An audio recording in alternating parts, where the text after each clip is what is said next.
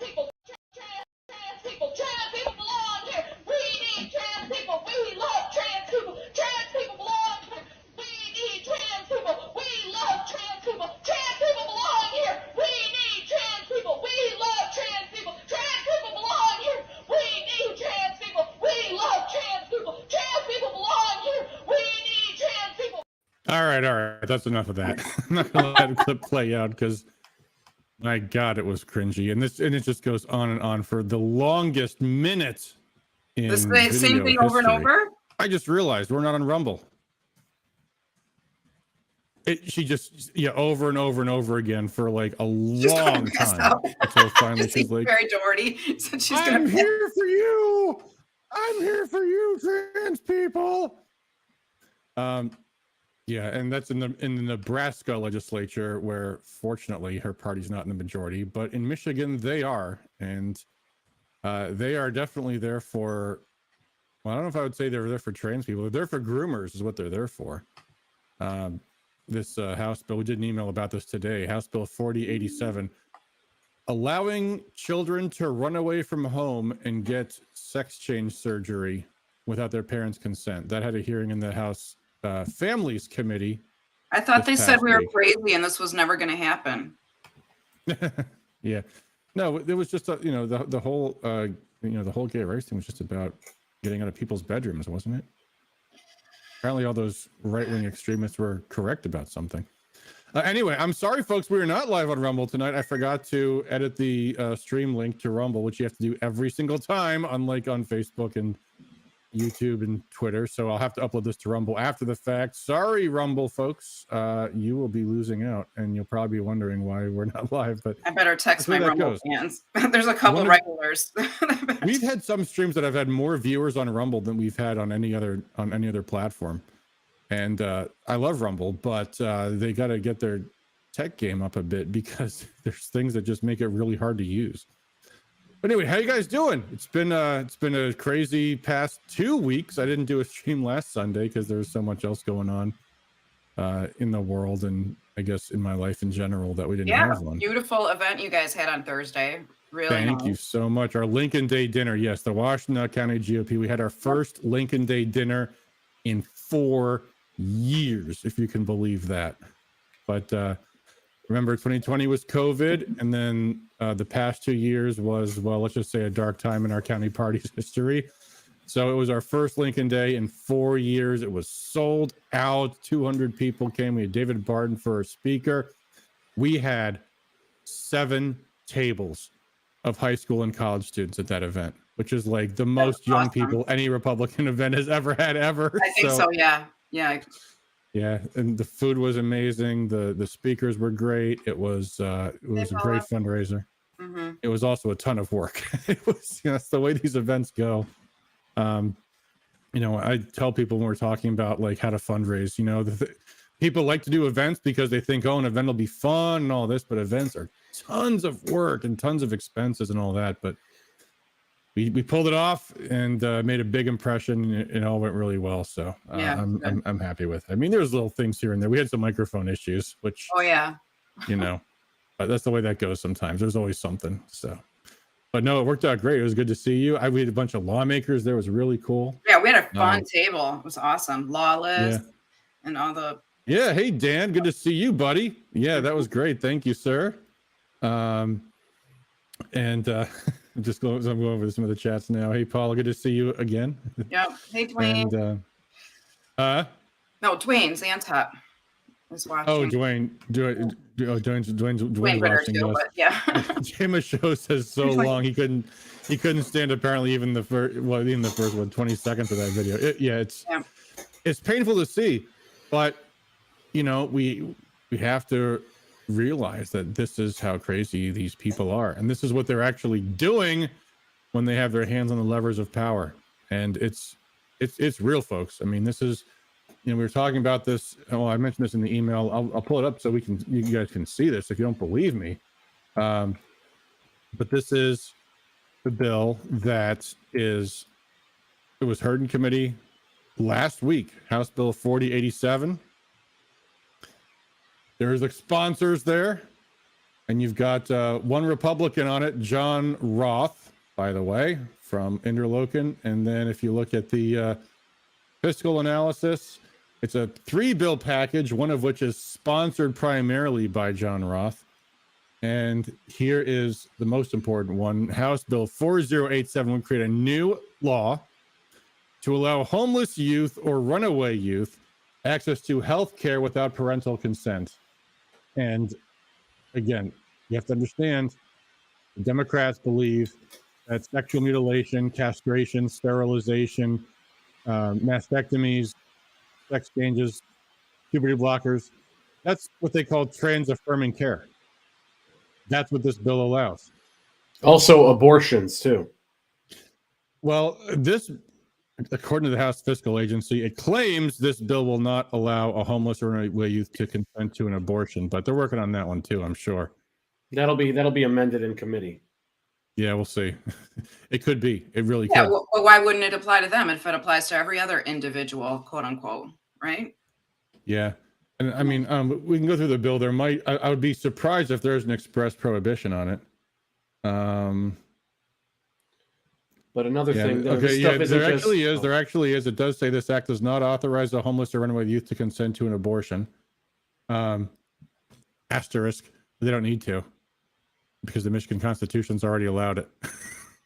Yeah, exactly. So they'll be. I mean, it's all it's all comes down to the patient and the doctor relationship. So if they both consent to it, who's gonna step in to stop it? Is Dana Nessel going to bring down the force of law on people who do this? Of course not. Pot dispensaries in the city of Plymouth with her wife. Yep, opening Pandora's box, and all this stuff is, as crazy as it is, they have the momentum behind them. They have institutional power behind them. You see every corporation. You're going to see it in 2 weeks during so-called Pride Month. Every corporation is all in on all of this stuff. Drugging children, castrating children, mutilating children at the age of adolescence. They're all in on this, and they're going to keep pushing further and further and further. And a lot of, especially the youth, is all in on this as well. So terrifying developments. Yeah, we in our county a few weeks ago, we had a movie night where we watched "What Is a Woman," the Matt Walsh documentary. Yeah. And I mean, if you follow like libs of TikTok on Twitter, and you may have seen a lot of these things, and you might really know what's going on. But the thing that's so concerning, the reason why Prop 3 passed in part, and the reason why the stuff is even being conceivable to be made into law, is that I think a lot of people can't imagine how crazy these things really are. They see the good nature in people, and they think they can't be legalizing teenage sexual mutilation, can they? There's got to be some reason why I can't believe this. Their inclination is not to believe it because it's so appalling. Yeah. But it's what it is. It's what they are doing. And if you know enough about it, you can see the pattern, because they've been doing this for years and years. And there really is an epidemic of young people who are being led to, because it's always been a common thing among young people to be insecure.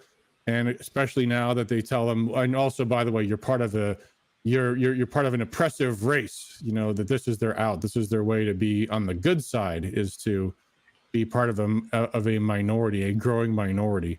Mm-hmm. And it's playing upon kids' insecurities, playing upon kids' desire to be seen as one of the good guys. And the result is just absolutely devastating. When you hear these stories of, they're called detransitioners, the people that have grown up to regret having had permanent surgeries that have done, permanent physical harm to themselves. It's horrible.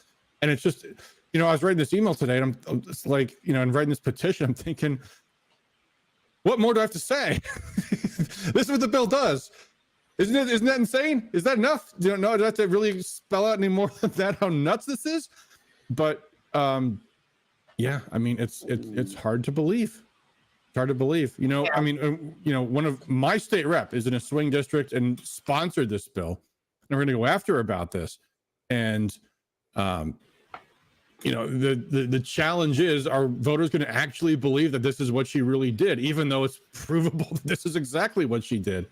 But they'll have the AMA, they'll have, you know, all these different lawyers, they'll have all these different special interests lining up to say that, you know, the plain language of the bill doesn't really mean what it says. It's going to work in this way. It really just helps the kids. And here's a child psychologist who says that this bill is going to help all these kids.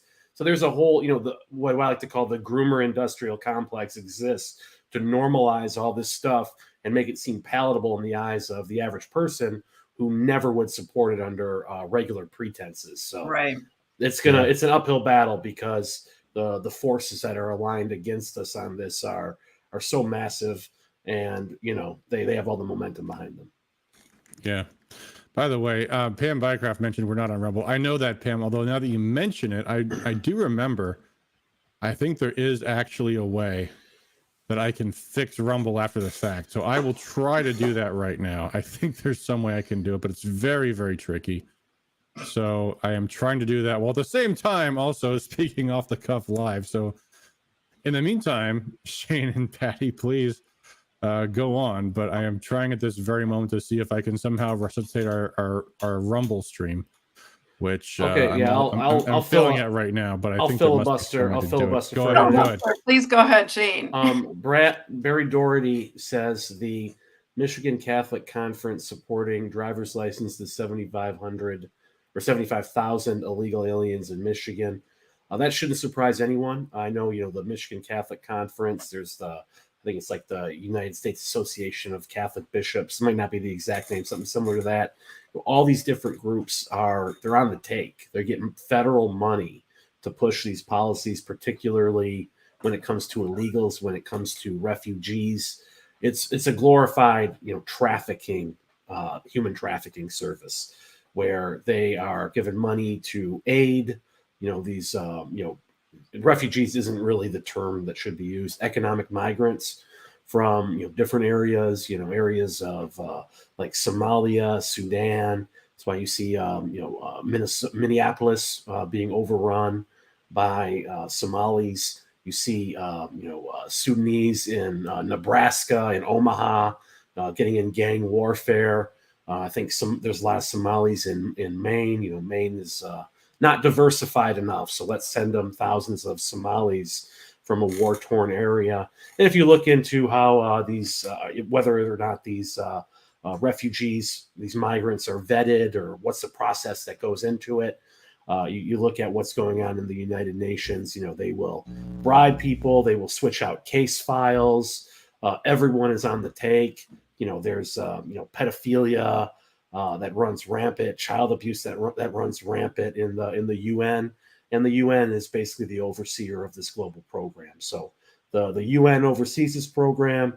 The U.S. federal government subsidizes it, gives it to different groups. You know, there's Catholic bishops group, there's a Lutheran group, there's a Hebrew immigrant, I think HIAS group.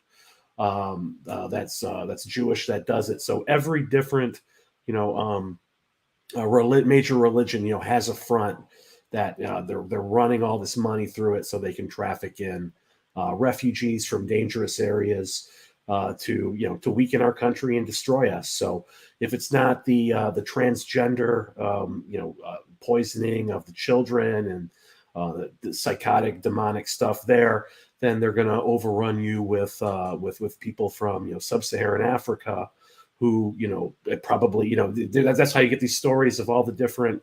There's a gang. There's a warlord in Africa, and he's driving an Uber car in Washington D.C. How did that happen? Well, he paid off whatever UN refugee overseer and got over here. All right, that happens in many occasions. By the way, we are now live on Rumble. Okay, good. We got our Rumble feed up and running. I now end my filibuster. I'm gonna have to take this. I mean, after we're done with the stream tonight, I'm gonna have to take it down off of Rumble and upload the full version because we're off of Rumble. But since you mentioned the Pope, there was a story this past week, and Barry mentions this too. Yeah, I mean, the Pope, the Jesuit Pope, I think I heard from someone that someone made a comment once that the Pope Jesuits are basically just frock communists. And there was a story this past week that Zelensky went to visit the Pope. Oh, and he's been all over Europe this week. Yeah, and of course, the Pope said nothing whatsoever about Zelensky persecuting Christian churches in Ukraine. The fact that he even gave him an audience, and I was watching the Duran, and they were talking about this, and Alexander said, I remember the day when you couldn't go into the Vatican as a tourist dressed the way Zelensky did, wearing his typical green sweatshirt with military badges on it, completely disrespectful to the church, coming in there, and of course for the same reason Zelensky goes everywhere begging for money and all the rest of this stuff, and that he was even giving an audience was an embarrassment. But yeah, I don't know. I don't know what to tell people other than the Pope is to Catholicism what Joe Biden is to the presidency. Yeah, and that's why the Pope is running so hostile operations. They're really a war against the traditional Latin Mass, which there's many different churches that are springing up and doing the traditional Latin Mass throughout Michigan. And that's what the Pope is, devoting his rage to, while of course supporting, the flood of migrants, supporting tacitly at least the war in Ukraine and all the unnecessary murders that are happening there because all the arms and money that's being dumped into that country. And he's concerned about, people who are too devout among the Catholic population. So disgusting. Yeah. Speaking of Ukraine, it's been an amazing last couple of weeks, both in terms of what's actually going on there and also the complete separation between reality of what's going on in Ukraine and how the media talks about things. So I guess we can talk about that for a bit. But I mean, the big story yesterday was the fall of Bakhmut, which is this city that they've been fighting in. This has been the biggest battle not just the war, it's been the biggest battle in the 21st century. It's been raging there for like 9 months plus, and Russia won. Is the long story short, but the stories that have come out since then. I mean, first off, of course, Ukraine says, no, we're still fighting in the outskirts. It's like, oh, well, the outskirts don't count. I don't understand how, for weeks and weeks and weeks, Russia's had, the control of most of the whole city. And it's like, well, when Russia has control of 90%, 95%, 99%, doesn't that mean that's basically they've controlled in the city? No, only once they have 100% of the city, then it's officially under control. And Ukraine disputes this. They've done this every time Russia takes a little piece there. They immediately deny and say it's not really happening. And then just a week later, just pretended, they kind of tacitly acknowledge, yeah, okay, all right. But this was the battle that was going to be the game changer. And then, of course, we've been hearing for months now, because that's totally normal in war. You hear for months about this planned spring offensive that the Ukrainians are going to go on. And there were some stories in the last week or so of very intensified Ukrainian military actions, but Russia repelling all of them. And then Zelensky comes out and says, actually, we need to delay the offensive because we don't have the resources for it. We don't have enough resources for it yet. I get the impression that was the offensive. I don't think they have much of anything left. I mean, since we did our show 2 weeks ago, there was all these news stories. First, it was the Storm Shadow missiles that Britain gave to Ukraine, and those are all not even a story anymore. Then there was the Patriot missile battery, the one Patriot missile battery that the United States gave to Ukraine.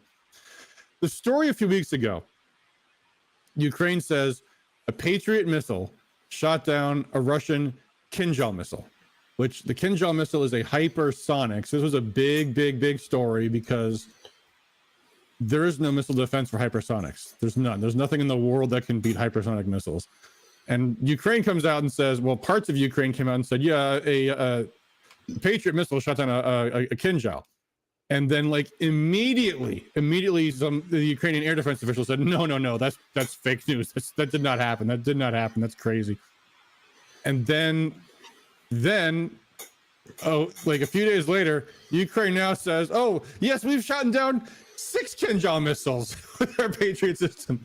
They had this video. This guy who was this Ukrainian politician, and he's become defense official. He used to be a boxer, and he shows this. He shows himself with this. He's like, "This is the Kinjal missile that was shot down by the Patriot air defense system." And people look at this. This guy on the Duran, Alex Mercuris, is like, I have really bad vision problems, and I can tell not only is that not a Kinjal missile, that's not even a missile, that's a bomb. And what is the purpose of all these ridiculous, insane lies? It's just so bizarre. They're like, oh yeah, the Patriot system can shoot down hypersonic missiles, and then a couple of days later, the story comes out. By the way, Russian Kinjal missiles just damaged our Patriot battery. Yeah, 5 of the 8 launchers are gone. The radar is gone, but it's not destroyed. It's not destroyed. We can still repair it. It's not quite ready to go back to the United States, in pieces. Yeah, I think it's just that they got so many people dumbed down to the point where they seem to create an exhaust of just mindless propaganda, just to keep the arms flowing the a little. Don't care. Keep the arms flowing a little while longer. It's all a shell game, and they want to just keep the endless war going. Keep the defense contractors happy. Keep pushing Zelensky out there. You realize Zelensky next year, because they're going to shift to China, they're going to shift to Taiwan, and then Zelensky will be all over our media talking about how great Biden was and all he did, and how bad Trump or DeSantis is. You can see it coming a mile away. So that's where it's headed. Yeah, they've announced the replacement for Mark Milley, and the chairman of the Joint Chiefs of Staff is going to be this guy who's openly said, like, I want to move beyond Ukraine and I want to focus on China. Like that's their brilliant next idea is, okay, Afghanistan didn't go so good. Ukraine is going really bad. Let's have a war with China now over Taiwan. Like, let's just double down on stupid. But first off, there is still a war in Ukraine. There's no exit strategy for anything. And there was talk, what's his name? Jake Sullivan, I think yesterday, was just saying, yeah, we really don't want to start World War III over this, which, these people are pathological liars. That's the concern, is that's where this is all going, is because what is Ukraine's strategy? They have absolutely no military options. Their only strategy is get the entire of NATO and the West involved in a war with Russia. That's their only game plan. That's their only possibility. And there's a lot of people who really want that to happen. And we've talked about this a lot. If there is an actual war between the US and Russia, it's a nuclear exchange. It's millions and millions of people being destroyed. If it gets anywhere near that, I'll be the first person to say to my family members, get away from any major city, because it could go south at any moment. That's how dangerous this is. And that might not even be enough. And that's how crazy these people are. Yeah, and obviously none of us are pro Putin, but with every evil person in the world is just all in for Ukraine. They're waving the Ukrainian flags. They're demanding World War III, more arms, more deaths. It'll never end. If the globalists win in Ukraine, it will embolden them to turn more, launch more color revolution coups, mess with more governments, arm. They're still doing that. There was an election in Thailand last week where the State Department got their man in, and they're working this in Georgia now too. Yeah, it's just crazy. Why people in Georgia would not the state, the country, why they would want to subject themselves to war with Russia is beyond me. I'm going to show you this video. This is from an ammo dump explosion that happened last week, and this is amazing. This is in I would just butcher the name of the city, but this is an explosion in an ammo dump in Ukraine this last week. Look at the size of this thing. See those buildings in the background? That's a mushroom cloud. There was a lot of speculation because a few months ago, maybe only a few weeks ago, the UK was talking about sending depleted uranium. There's another explosion. Yeah, look at the size of that. That's I think people are saying $500 million worth of munitions going up in smoke. and that's all over a Ukrainian city in western Ukraine. And there was a lot of speculation that the ammo that was hit was the depleted uranium rounds that were sent from the UK, which depleted uranium is, I mean, it's a radioactive weapon. It's what we used in Iraq. It's acknowledged by everybody who's not in the military that this stuff is cancerous. It causes birth defects. It has a half-life of 4.5 billion years. It creates a nuclear wasteland. And this was the poison that they were going to put into the Donbass that instead may have just blown up in western Ukraine. So good job, Britain. Good job. Yeah. And this is the country now, our country, that wants to take all this and go to war now with China. And we've had our own politicians. Melissa Slotkin, Congresswoman, when she was running against Tom Barrett, says, "Oh yeah, we should. I would absolutely put U.S. troops in defense of Taiwan against China." Where, you know, kind of like with the Ukraine situation, China has the home court advantage, and you know they think they're going to beat the Chinese military when all of the weapons we could possibly spare for Ukraine we've spent on Ukraine. So Europe is militarily exhausted. We've given everything we have to spare. And China and Russia have now become practically partners. So all the technology that Russia has, including all of the inside information on how to defeat HIMARS and all the rest of this U.S. military equipment we've been using in Ukraine, Russia can just give all that right to China. And China might not have the military that Russia does, but China is the world's biggest industrial. China has more industrial output than the United States and Europe and Japan combined. And we think we're going to outmatch China in a military conflict. This is suicide. This is suicide. But it's not about winning. It's about, you know, they'll funnel more arms and money to their defense contractors. The defense contractors will give more money to the Democrat Party. Biden can puff his chest out there. Look at how tough I am on China, and try to win over, you know, some jingoistic low IQ voters. And, you know, they see it as a win, and then it'll blow up in their faces. But by that time, they'll move to some other boogeyman, and, you know, maybe in Africa, will be the next place they go into because of all the Chinese and Russian influence there. There'll always be something next on the agenda. Feel like Africa's the only place they can go where they can flex their muscles on people anymore. Let's kick Africa again. we can at least get away with doing that. We failed in Afghanistan. We failed in Iraq. We failed in Syria. Oh, that's another big story. We failed in Syria. Syria is now back in the Arab League. That's a huge story. And thank God we failed in Syria. Yeah, no kidding. But yeah, it's amazing. Syria. I mean, the president of Syria just met with people in Saudi Arabia, the king of Saudi Arabia, who tried to kill him, and they're making amends. And meanwhile, the whole world is like ready to leave us out in the cold. They're like, you know what? We have more. We enjoy trading with people that don't impose conditions on us than we do with the Americans, who are constantly bullying and browbeating us all the time. And the whole world is like looking at us and going, you know what? We don't need you anymore. And now they're looking at Russia kicking the snot out of NATO-backed forces in Ukraine and going, you know what? You guys aren't even that powerful either. And Trump had it right when he was talking about that. He made this comment at a rally recently. He said, you know what? Xi Jinping's at the top of his game. Putin's at the top of his game. And that's a terrible thing. It's a terrible thing for us.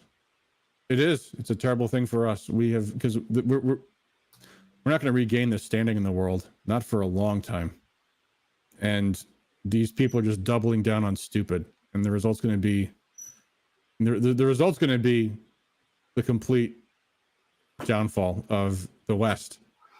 But maybe that's the plan. Maybe to initiate, do all these wars, overextend us, bankrupt us as hard as they can. Complete the downfall of the West, then move into, more China-backed world, which they probably want more because they like China's command control. They like the whole Orwellian nightmare of the social credit, all this kind of stuff. So that might be the underlying agenda of all these moves that seem psychotic and crazy. There might be a bigger, more evil agenda to it.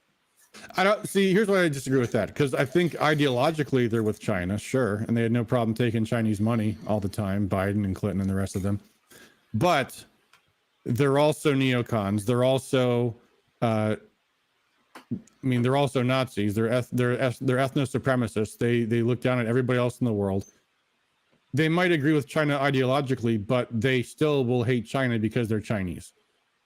It's not their world, it's China's world, and China's not going to give Biden a seat at the table. They're not going to give any of these administration officials a seat at the table.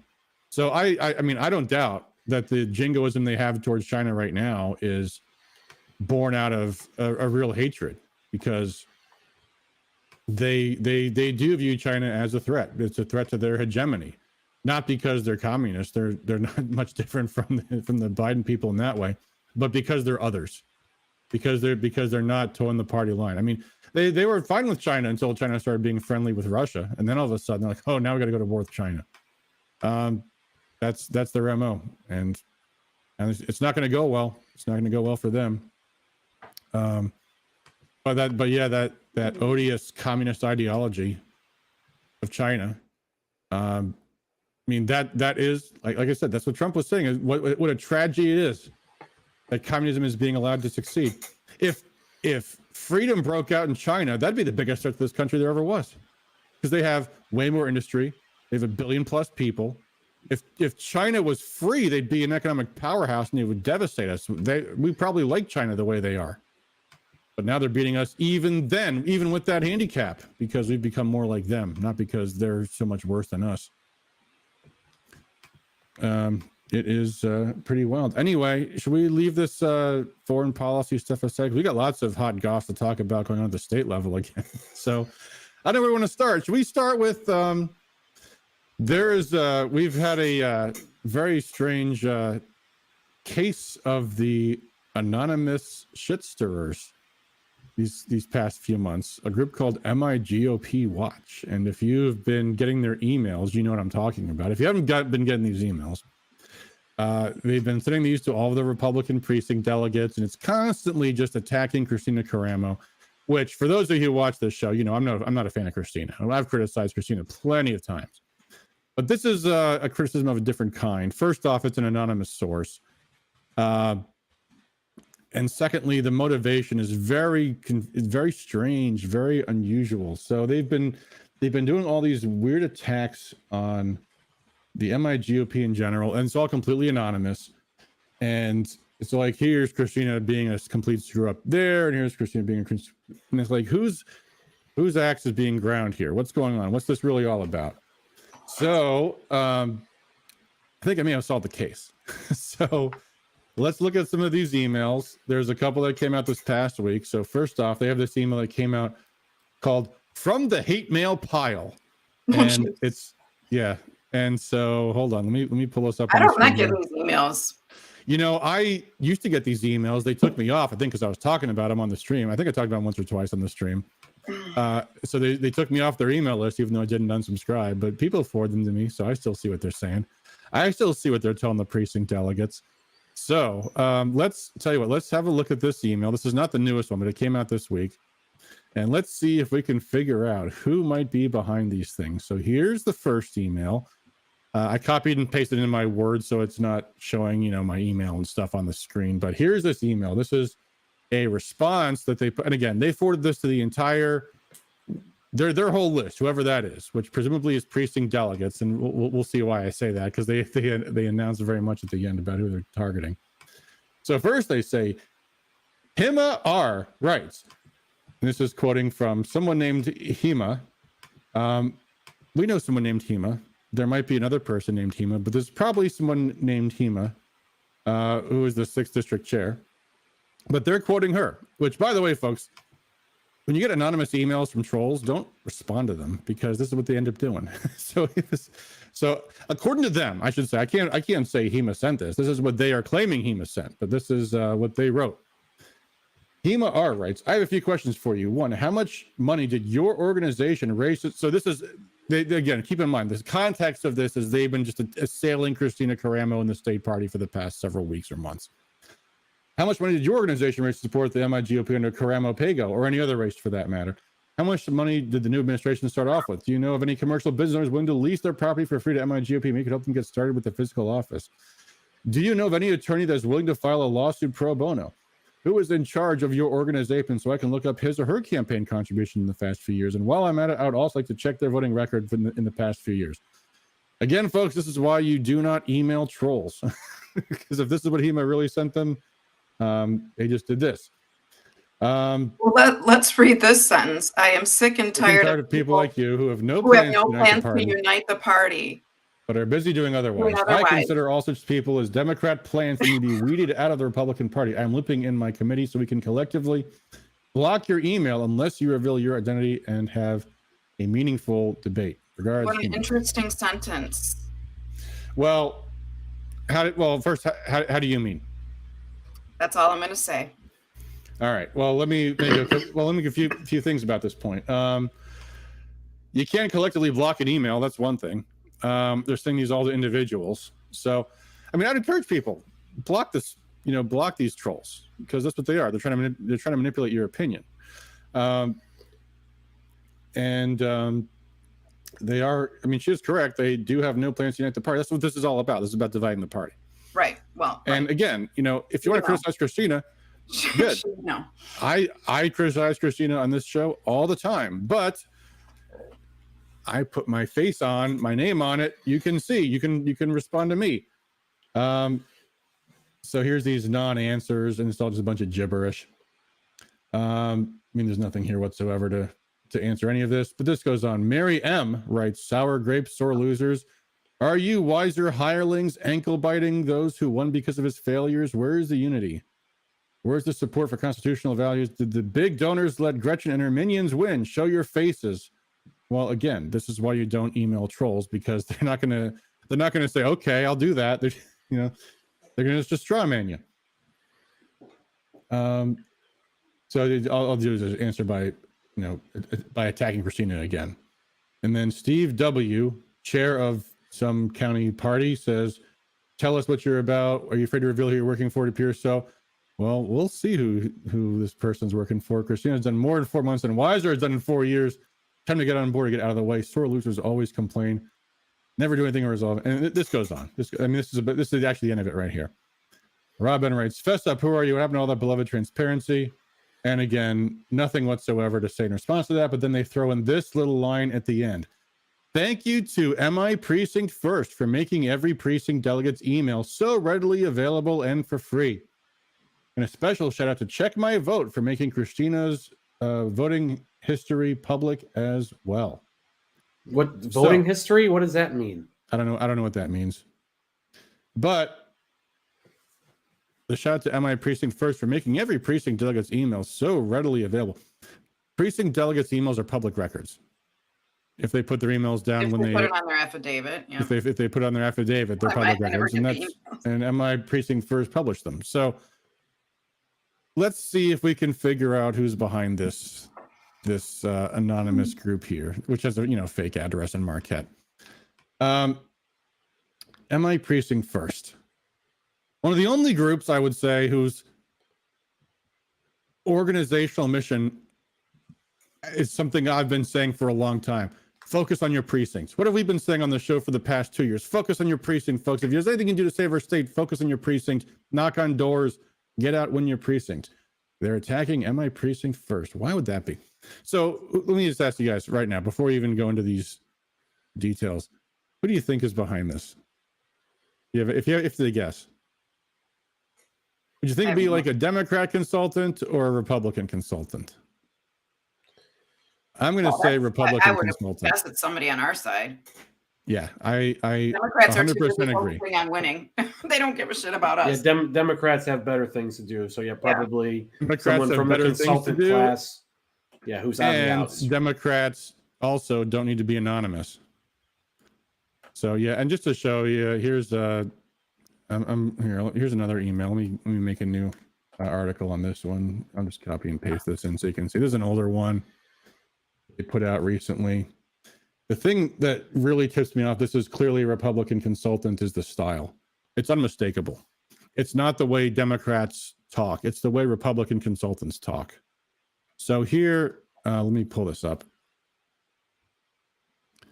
Hold on. I remove and re-add. Share screen. Here's one they did not too long ago. Another one. This is Christina Caramo's MIGP offends Jewish voters yet again. And it's just, again, I mean, we talked about this when Christina put this statement out, that it was, or when Hartman put this statement out, it was, you know, it was bad. It was unprofessional. It was stupid. It was embarrassing. But here we have, you know, and we made the criticism about that on the show, but we don't cite Jeremy Moss.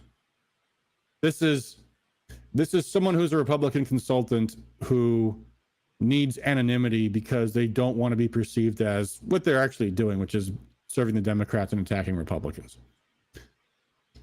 So then this email comes out from MIGOP Watch just a day or two ago. And here it is. Hold on, I gotta pull it up. This kind of gives it away just a little bit. Caramo steps in it again. It's National Police Week, and instead of highlighting our hardworking, courageous law enforcement heroes, the Caramo team has really stepped in it. In an email sent out today, they couldn't even make it past the first paragraph before focusing on the negatives. Then they made the faux pas of blatantly asking for donations in an email that was supposed to be focused on first responders. At least the wiser administration highlighted the stories of our law enforcement heroes instead of just attacking the opposition. P.S. and again, attacking MI Precinct first for making every precinct on this email just to be shitheads. They keep putting this in. And then they add at the bottom, our meme of the week this week comes from Jason Cable Rowe on Twitter. Who's Jason Rowe again? You remember who Jason Rowe was, Shane? Yeah, he was the guy who left the MIGOP or was fired from the MIGOP under Weiser after a delegate stir against him. Yeah, because he was a radical, rabid never-Trumper and couldn't keep his mouth shut about how much he hated Donald Trump. And that's why Weiser let him go. And they had an amicable break. I mean, as professional as it goes. But yeah, Jason Rowe was, that's right. He was a never-Trumper consultant for the MIGOP who worked for Ron Weiser. And here, this email references the Weiser administration. Huh. Isn't that interesting? What's this tweet from Jason Cable Rowe? Let's see what this is. Pull this up on Twitter here. Let's see. What is the brilliance of Jason Cable Rowe that this guy is so proud of? Oh, here it is. Jason Rowe, minus $2 million on the GOP headquarters. Oh, that's a zinger, buddy. You got him. Again, this is now it's absolutely clear that this is a Republican consultant operation, because only a Republican consultant would think this is the least bit interesting, let alone funny. And actually, now that you look at it, there's only got 1 retweet, 11 likes, and 1 bookmark. Huh. Who's this 1 retweet? MIGOP HQ parody. Who's the 1 bookmark? Oh, well, let me see the bookmarks. Oh, who's this guy? Fred Wuzolik says, lol. And then the same fake account happens to have retweeted it. Talking about, again, inside baseball consultant stuff. Caramo's staff to other state parties. You guys are getting paid? Yeah, these are Republican lazy consultants.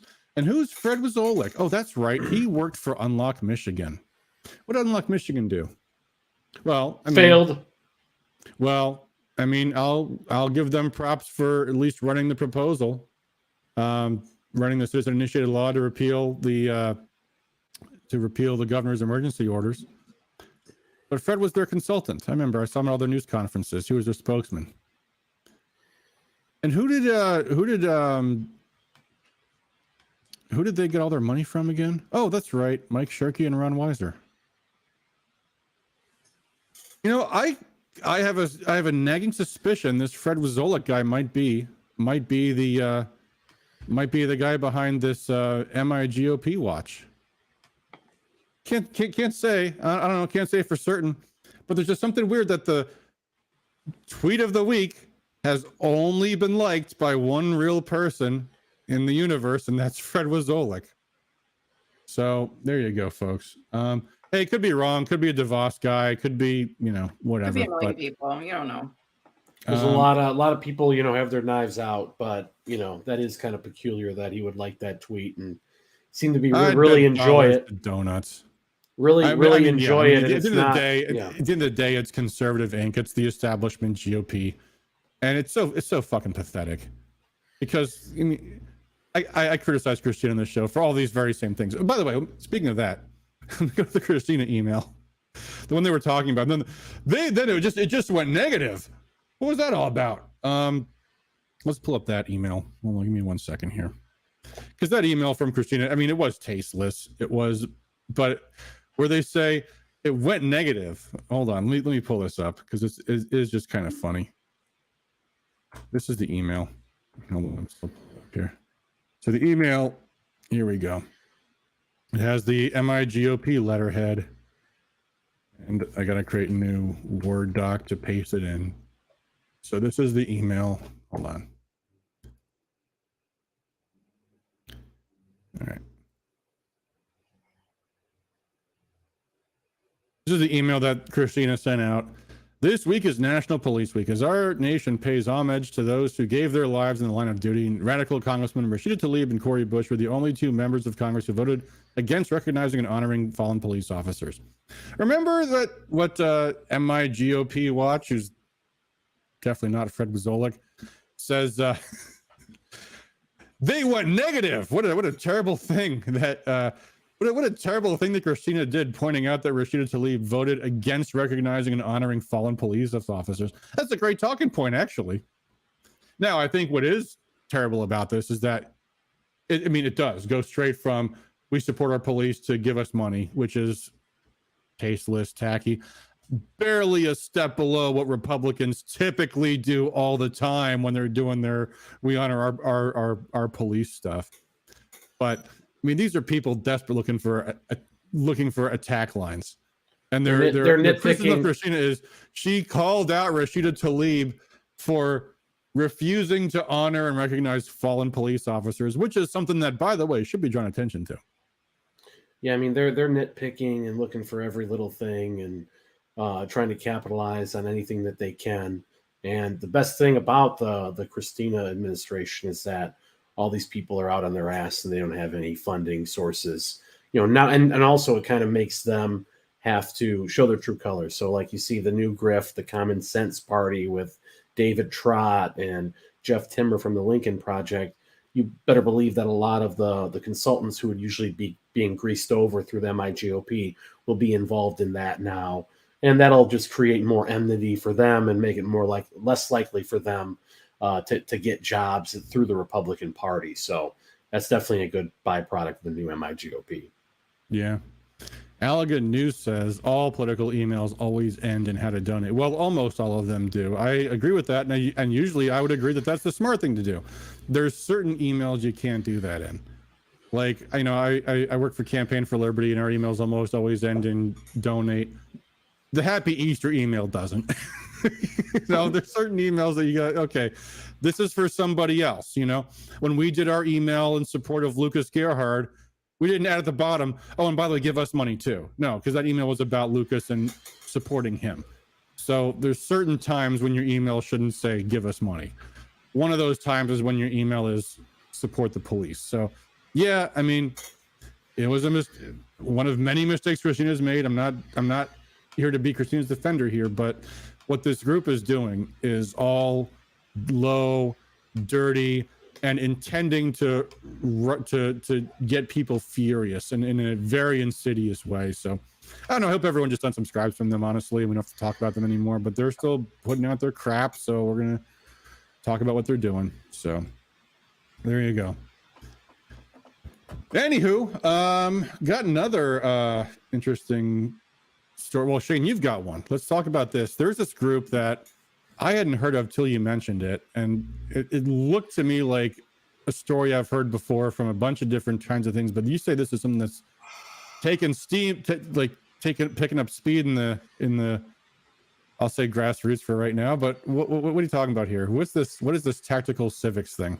Okay, well, I just learned about it very recently, but it has been around for several years. Tactical civics, it's being taught and there are local meetups I know about it. They're being advertised in Telegram pretty frequently. Seems to be gaining some steam with leaders in the grassroots. Are kind of looking for something else to do. Now that convention season is over. Trying to go on to the next thing. And, I looked into it a little bit and I saw, watched like a half-hour introduction video on it. And a guy, David Zaminga, who is, the founder of Tactical Civics, who kind of went into exactly, what his idea of the Constitution is and where did we go awry, and very similar to other stuff that I've seen in the Patriot movement, which is generally agreeable, pro-militia, pro Second Amendment, pro-Constitution. But then it's like, oh, we're going to have this grand plan. We're going to decentralize power. We're going to have 6,200 different congressmen. We're going to dissolve Congress. It's going to all be done virtually. All stuff that sounds good, but it's very, pie in the sky and utopian. Yeah. And then it gets, I think in the description for the video, I call it another grassroots fantasy LARPing session or something like that. Yeah. It's very non-practical. And then I saw that press release as well. And it starts talking about common law grand juries, which we've been hearing from sovereign citizen type people for many years. There was a statewide ballot initiative drive several years ago for common law grand juries that didn't go anywhere. And, it seems like a good idea on its surface that, there's going to be grand juries. They're going to investigate government officials and there's going to be trials on government officials. Authority? But how, by what authority? These guys are protected by the courts. They're protected, by the federal government, by the state government, by most police. So how are we going to get this done? And the answer seems to be militias. We're going to have militias and they're going to enforce the grand jury results or something like that. That's where it gets dangerous and where people might get arrested trying this stuff. Yeah. It completely sounds like that. And I found this interesting graphic, and I don't know how authentic this is, but this is reported by some news source. The image is very blurry and small. I've enlarged it and it still just makes it hard to read, but this is apparently their mission plan and milestones from Tactical Civics. Constitutional law enforcement components restored in every county, and constitutional law enforcement begins restoring. So here's what they've apparently 4 phases, and then there's some long-term goals not shown. So I'll read this because I know it's hard to read on the screen. Phase 1, chapter network and membership growth. Members registered in all 3141 counties in America, and grow your county chapter. And then parentheses, it says at least half of 1% of the county population. Oh, okay. So a half of 1% of the county population in each county is going to take over the country. Phase 2, once they have that threshold of a half of 1% of the population, phase 2 is a constitutional militia created in every county in the republic. What could possibly go wrong? And servants in county government pass American Militia 2.0 ordinance. And Tactical Civics members, Tactical Civics trademark members educate the county on authority and duty of grand jury. See Grand Jury Awake trademark video page, web page. Okay, so they're going to have servants running county governments. Would that involve winning an election? Because it seems to me that has to involve winning an election to do that, right? I mean, if you're going to elect constitutional conservatives, you'd have to win an election to have them in charge of the county, wouldn't you? How do they think they're going to make this happen other than winning an election, which is like what we're all trying to do anyway? But they're not. Yeah, I mean, why not just join the Constitutional Sheriffs and Peace Officers Association? Yeah. Work with your county sheriff. Maybe if you have a really bad county sheriff, get someone who's more constitutional in there, and someone who will, not enforce unlawful gun control like in Livingston County. Something like that is practical, and you don't have to go through all these weird steps to get there. Yeah, I get the sense this group is going to be in the education phase for its entire existence, which, besides, the fact that education doesn't necessarily translate into political outcomes, I got a strange suspicion these guys might not be as educated in the Constitution as they say they are. Although they've said they spend 50,000 hours studying the Constitution, something like that, about the real motivations of the founders, which, you could do by reading the Federalist Papers and the Anti-Federalist Papers, but, whatever. Anyway, so their long-term plan, those phase 3, is finish ratifying the original first right in our Bill of Rights. This reminds me again of the Convention of States people too. It's the shortcut. We'll have a convention and everything will be okay. Well, we just need to ratify this constitutional amendment and we'll fix our country. You just need to get 27 more state legislatures. Apparently, some state legislatures already done this. They've alleged that 11 have already done it. Now, I haven't looked into it further, but I have a hard time believing that. Yeah, Lauren Turner says they do not believe in working with any of the known organizations because David Zuniga believes none of them have actually embraced the Constitution. Okay. So he's the only guru that can understand the plain text of the Constitution. Yeah. Barry Doherty says, have you been following the political leadership series John O'Reilly was talking about this weekend? No, Barry, is John O'Reilly involved in this? Is that what this is about? Please let me know in the DMs or email me or something. Don't talk about that. Yeah, is that a different thing? I don't know. I pray it is. If John O'Reilly's mixed up in this, Of course it is. It's in quotation marks. It's a totally different thing. I hope so. Yeah, anyway, so this goes on. Phase 3 is that our first right was already passed by Congress in 1789. Because, by the way, folks, okay, Barry says different, thank God. Good. No, I don't know what political leadership series is, Barry. You'll have to tell me about that some other time. But apparently, the problem with America is that we only have 435 seats in the House. If only we had 6,400, then our problems would be solved. I actually like the idea of having more reps like they do in New Hampshire. They can barely get anything done in New Hampshire. So the more reps you have, the more Byzantine the process will be and less stuff will get through. So I agree in theory, but we're not. I mean, it's just not but the reason why that would be good is only because the government is defective. I mean, isn't the idea you'd want to have a government that wouldn't be defective? You actually would like to have congressmen that know how to run the country. And that would involve making high-level decisions that you probably would need high-level people to do. It was, I've heard people in New Hampshire say, like, dude, the people that are in the New Hampshire legislature, because it's so huge, are just like, there's some wacky ones. They're wacky, exactly.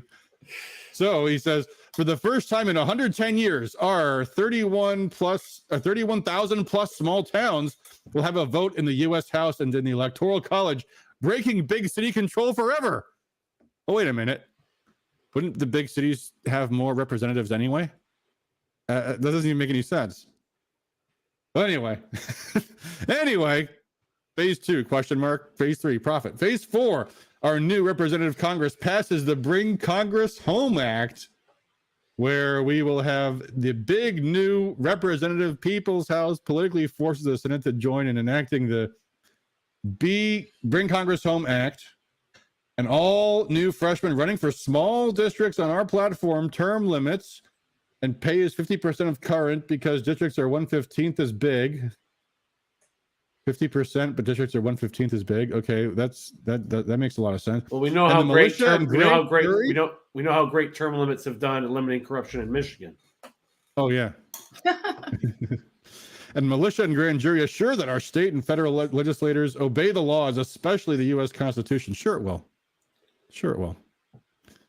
And our indictment engine, trademark, indictment engine, scans on the legislation filed before enactment.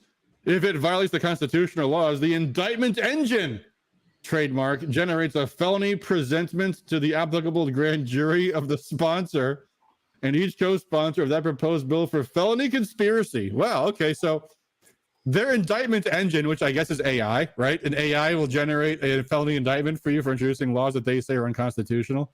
Because, you know, here's the thing that these idiots don't understand. There actually are a lot of gray areas in law. And yeah, because we focus on like the insanely unconstitutional things that we see the federal government doing and the insanely evil things we see them doing that are absolutely bad policies. A lot of things are in the gray areas. They really are. There are things we don't pay much attention to because they're not as interesting as the things that are black and white. But there's lots of constitutional interesting questions that courts handle all the time. And you need to have someone that understands the law like a judge. And again, they're not going to be perfect. And a lot of judges are activists, and there's all those. That's why we have this multiple tiered system. But the idea is that somehow the complexity of it all sets up a system of layers that weeds things out. Not we have an indictment engine that scans all new legislation, and then if it violates the Constitution, then you go to jail, buddy. I mean, this looks like some kind of mob justice. But I mean, it sounds. I mean, the indictment engine sounds like Minority Report. It sounds like they're gonna you say one someone introduce one of the 7 bajillion reps introduces a law with one word that is wrong according to this indictment engine, and they're strung up the next day. So it seems ridiculous. Yeah, I mean, what this is, folks, is fantasy. This is taking back our country is really hard. Winning an election is really hard. This is some shortcut. That's what this is. That's what the balanced budget amendment is, the con. That's what the sovereign citizen thing is. All these things are fantasies of ways to get around the fact that politics is hard and you have to actually convince people that your cause is right and just. And the reason we lose an election is because we fail to do that. And I know there's some fraud and some cheating and all the rest of that, but those are hurdles. Those aren't the only thing that happens. And how is tactical civics going to appeal to people outside of our sphere? This might appeal to hardcore patriots, but what about people who are on the fence? What about independents? What about moderates? What about people who have been deceived to a certain extent by the propaganda that they're subjected to? Yeah, the use of the word tactical. The use of the word tactical in their name is telling. Because tactical, I mean, it doesn't have to mean this, but it often means like military. That's what it is associated with. I don't know. I mean, there's a lot of groups that are similar, that are like this. If this is stuff that like actual like serious people are looking into, this is sad. I mean, this is bizarre. I think it's like the newest, shiny thing that people are going to latch on to. Now, I don't see it having much staying power. Remember when people were talking about surety bonds we went into that. Yeah. That lasted like a week and it was gone. So hopefully people started to realize what they're getting into. Hopefully this dissipates, but just the fact that there's a kind of a culture among the grassroots where they're always looking for that shiny new thing rather than just hunkering down in their communities, trying to figure out ways to outreach the broader community, get outside of the bubble. That doesn't really seem to be high on the priority list. I know I hear people talk. I know MIGOP's been talking about that, but it seems like people kind of want to just go in more insular into their echo chambers and at their own peril, and it makes it easier for Democrats and their propaganda, the media propaganda, to paint us like a bunch of lunatics when we're talking about the indictment engine and the militias and the constitutional grand juries, stuff that will either go over people's head completely or they'll think, oh, this is some crazy right-wing stuff. Yeah. Lauren Turner says what is not discussed as to is oversight of the grand juries. Good point, Lauren. One thing I'm uneasy about is that it's clear that juries would function only behind closed. Yeah, grand juries are like that all the time. Grand juries are highly problematic. Why would people be looking to grand juries as some kind of solution? Because the question is, well, who informs the grand jury? Well, I think the notion target lawyers would be present, right? That's what these red flag hearings are going to be like too. The notion, I think, is that the people's militia would be overseeing, and militias, there's in the Constitution, obviously, for a reason. good things in theory, but in reality, the militia movement has been just a magnet for federal operatives to radicalize people. They will try to get into all these, more militant movements and try to radicalize people so they can do some sort of Fednapping hoax like they did for Whitmer. They've done these hoaxes before. Look at how they targeted Randy Weaver when he was a part of some of those groups in the 1990s, and they entrapped him and murdered his family in cold blood. So they'll do this, and the militia movement has been a hotbed for this sort of, federal infiltration and turning well-meaning patriots into criminals so they can get, so they can demonize the movement and attack the Constitution and do their war against the American people even further from the federal level.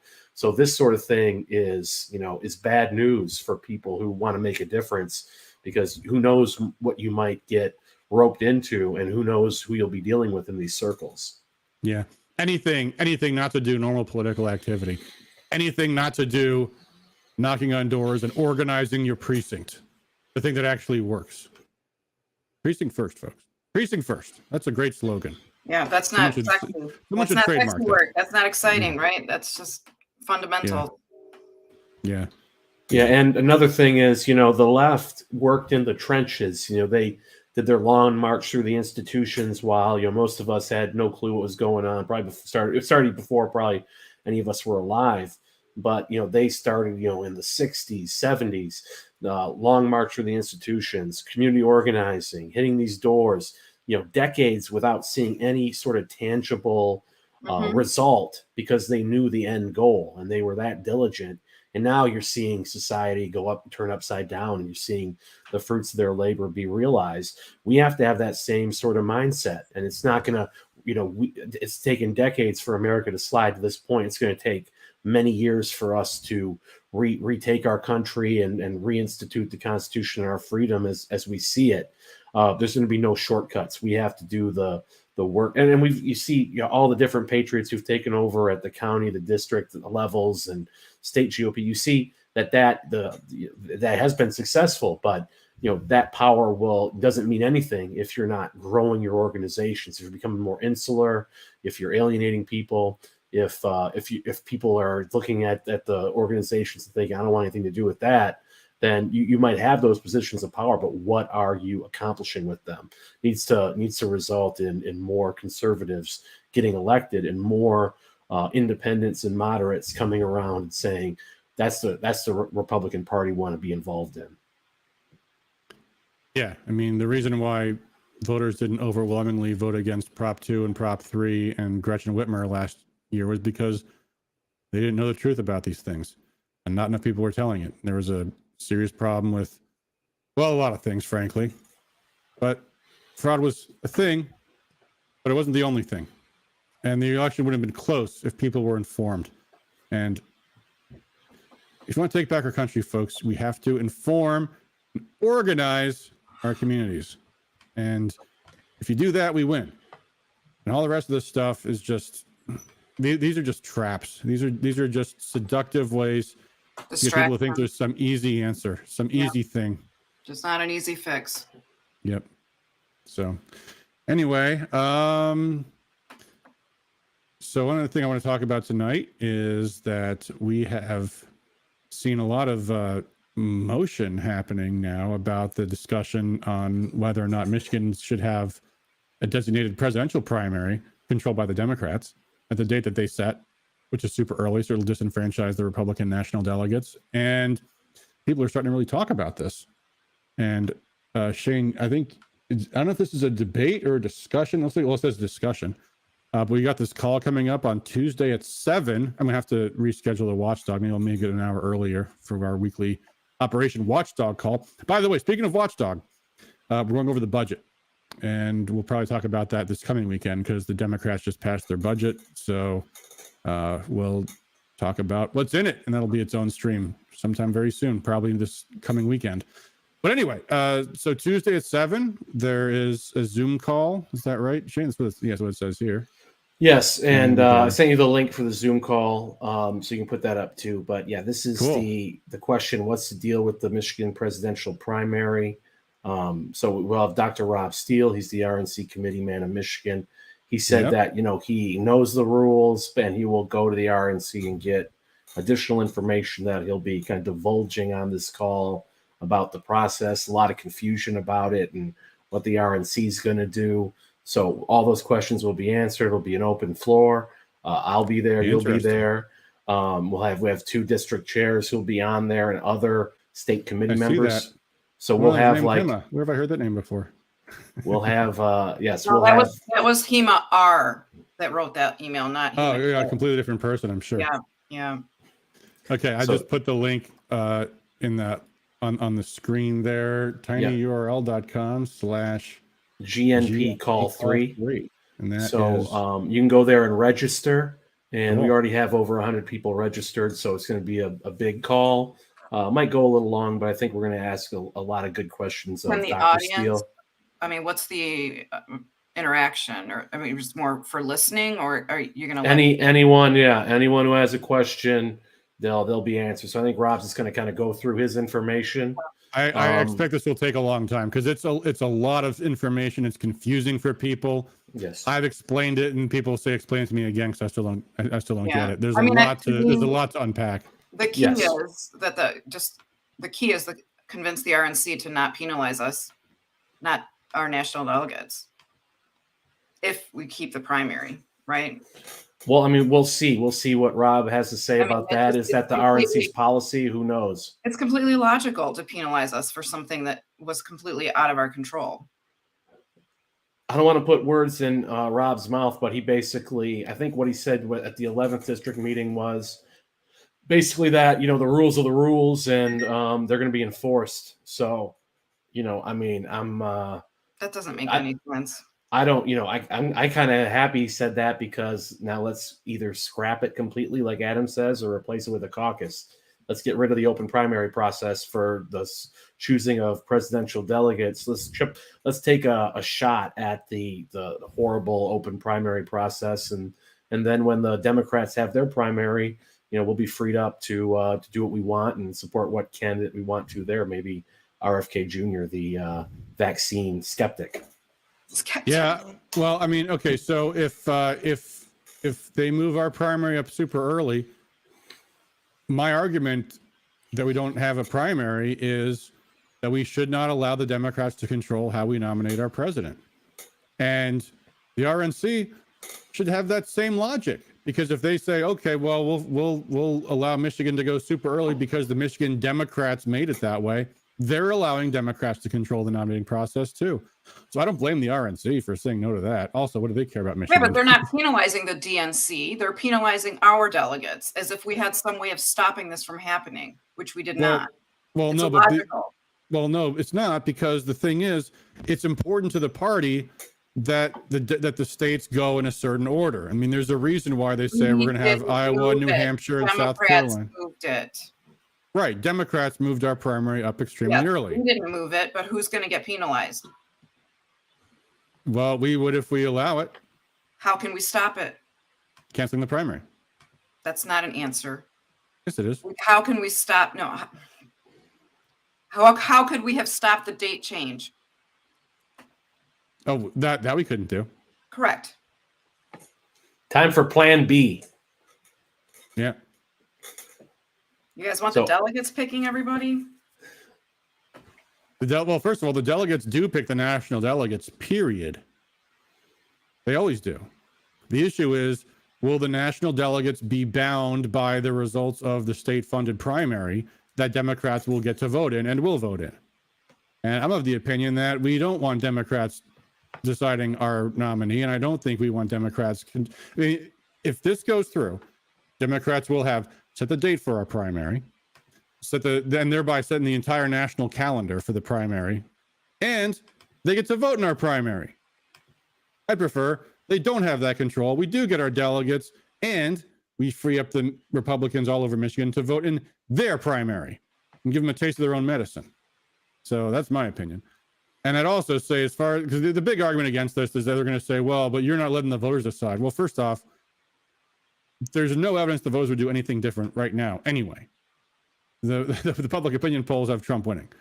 And if that changes, they have Trump winning Michigan. Huh? They have Trump winning the Michigan primary. The public Trump said DeSantis everywhere. Now that could change, but if that changes, why would that not change in Michigan?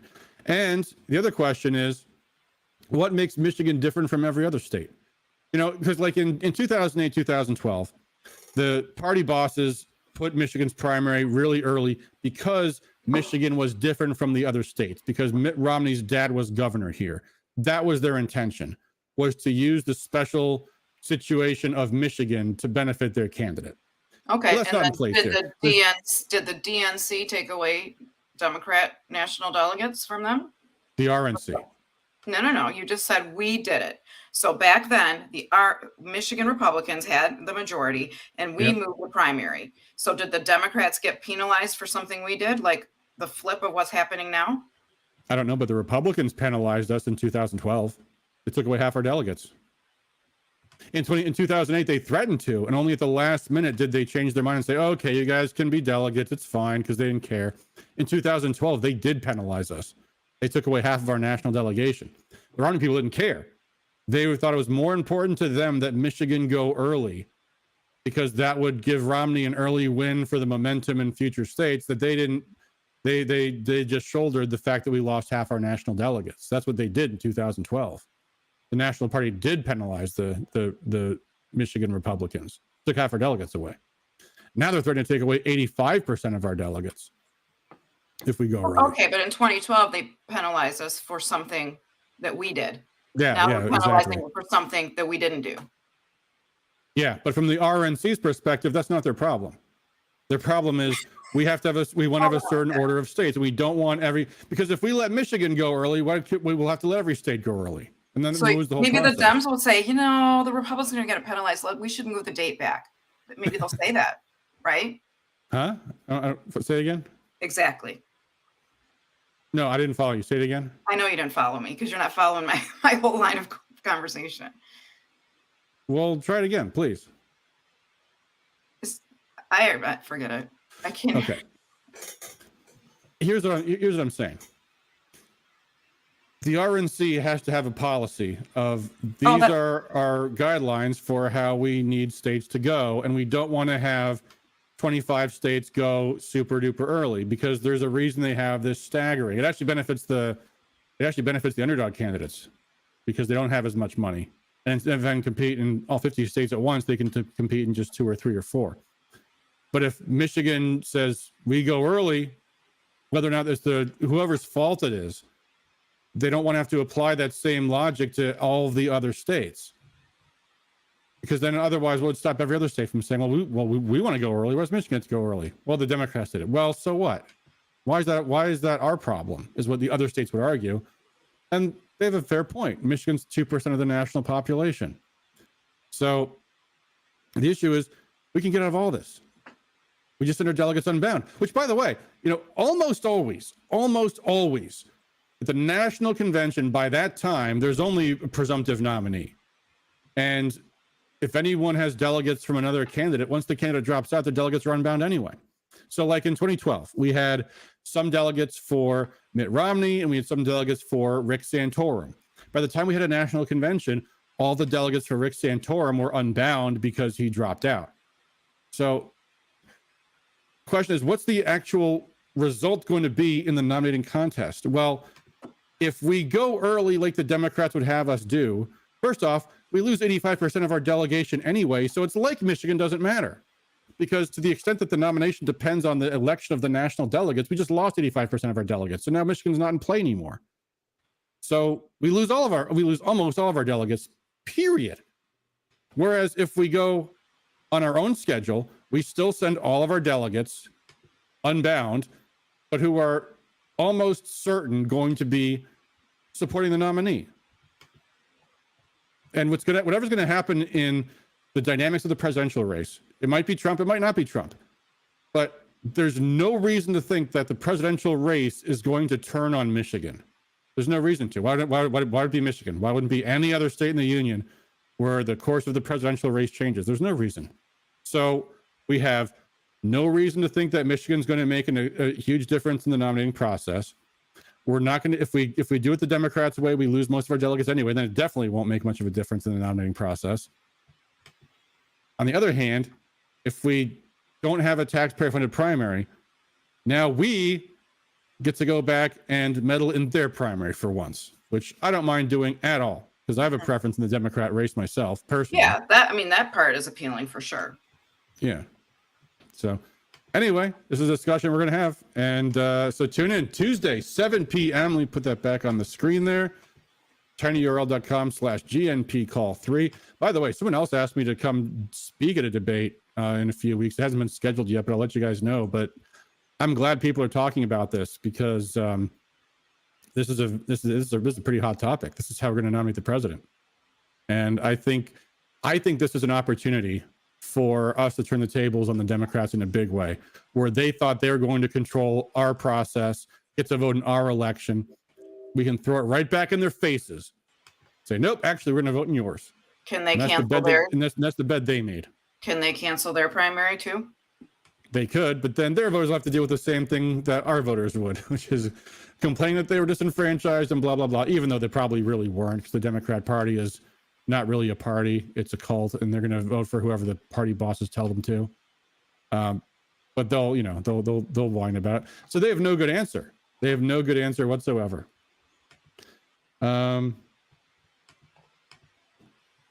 Lauren Turner says, I do not think delegates should vote. Canceling the primary is preferable. Well, that is what we're talking about. Be pleased to pull Operation Chaos 2.0. Do you know what Operation Chaos means, Shane? That rings a bell, but I don't that was, I think, like Rush Limbaugh was encouraging people to vote in the Democrat primary. Oh, yeah. I think back during the Bush era for some candidate to stir up mayhem. Gotcha. You would be amazed. You would be amazed how common crossover voting is for in the presidential primary. People do this stuff all the time. In fact, I'm going to see if I can actually pull up a sample voter file just to show you what I'm talking about here. Let's see here. Here's one, Bloomfield Township. Let's see what the voters in Bloomfield did. I am going to pull. Okay, here we go. I got it. That was easy. Hold on. Let me pull it up here.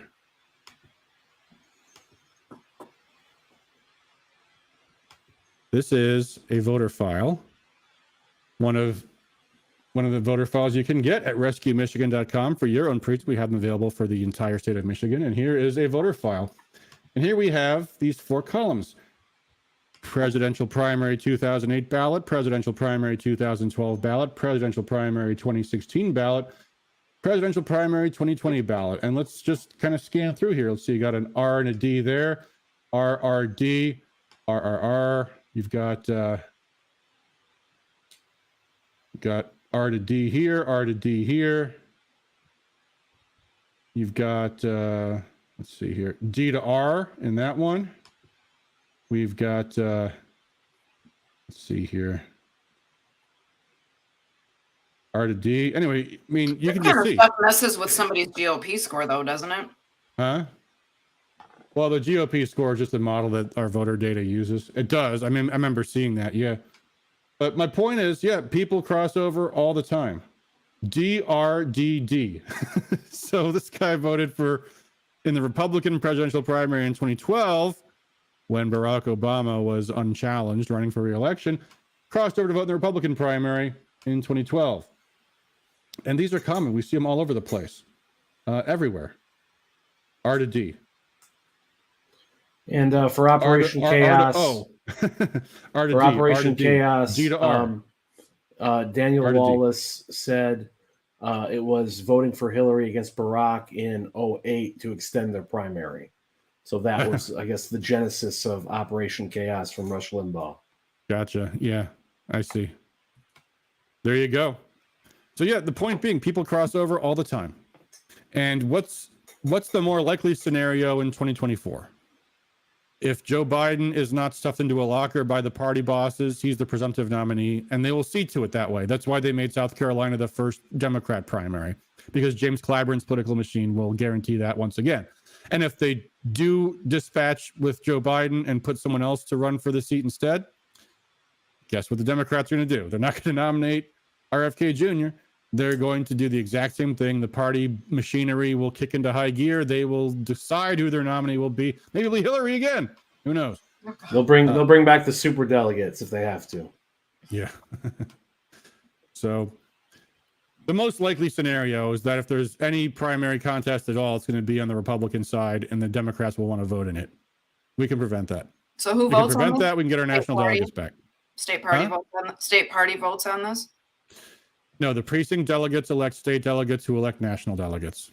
No, who votes on canceling the primary? Yes. I'm sorry, you're correct. Yes, the state party does. Okay. State committee members. Yep. That's what I meant. Many of whom will be on the call on Tuesday. Already 121 people have registered. So please register if you can. I mean, we got up to 300 we can have. So, but yeah, just register, get in on that, and should be a really lively discussion. Awesome. Can't wait. We'll talk to you then, and I hope to see you guys all then. That's all I've got for this week. Do you guys have anything else you wanted to go into? I know we had a long stream tonight already, an hour and a half almost. Oh wow, it's 10:30. Yeah. Yeah. All right. Well, thanks for tuning in, everybody. We will definitely. Well, I'll talk to Shane about getting permission to show the video of the Zoom call at some point, and if not, we'll have our watchdog call. More stuff. Now that the Lincoln Day dinner is behind us, I'll be doing more with rescue. It's been, frankly, the past few months, I've been doing more stuff volunteering for my county GOP than I've been doing for rescue. But we're gonna go back to normal again soon, and we got lots of new stuff to talk about. The budget, that'll be the topic of next week for sure, and there'll definitely be a lot of action item emails. In the meantime, call your lawmakers, tell them to vote no on House Bill 4087, the Child Sexual Mutilation Act. Shame on John Roth. Shame on all the Democrats. These people are sick weirdos. And go out, knock on some doors, show the voters what the Democrats are actually doing in Lansing. And yeah, I think that's all I got for this week. So, Patty, Shane, thank you for joining me as always. And thank you guys. Shane. Happy to be back. Thank you guys as always for all you do for liberty. Until next time. Peace out.